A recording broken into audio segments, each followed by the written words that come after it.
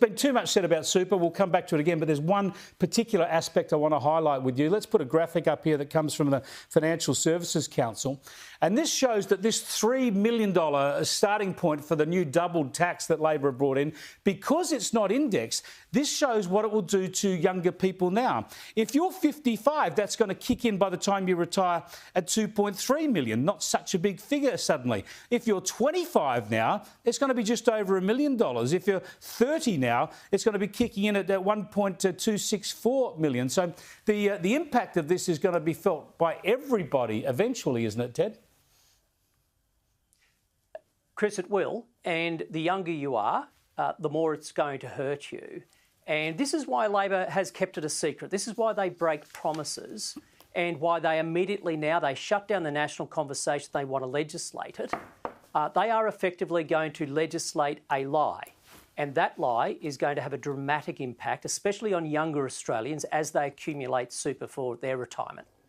Well, at the very least, you'd have to index a change like this or come back to it and upscale the figure every year or two. Well, you'd think so, but we're talking about the Labor Party, Chris. They're not good at the economics, which is why they're trying to turn it into a class warfare debate, why they're trying to bring identity politics into the debate. They don't want to talk about the economics of this thing. It's the economics that are going to prove the livelihood of future Australian generations, and they're going to be crippling them. And that's what it's all about.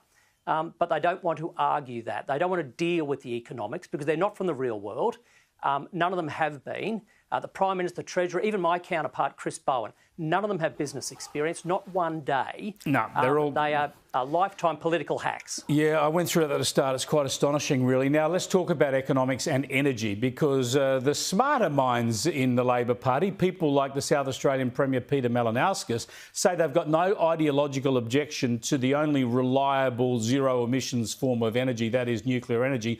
They just say it falls over on economics. Now, no one seems to question the economics of renewables. They're happy to spend hundreds of billions on that and destroy our national grid. But they use economics to diss nuclear. Now, I've been reading some articles lately about what's happening in the rest of the world. And I know you've been to Japan recently. These small modular reactors, which have the potential to be easy to install, safe and cheap to operate, are becoming increasingly practical and affordable around the world as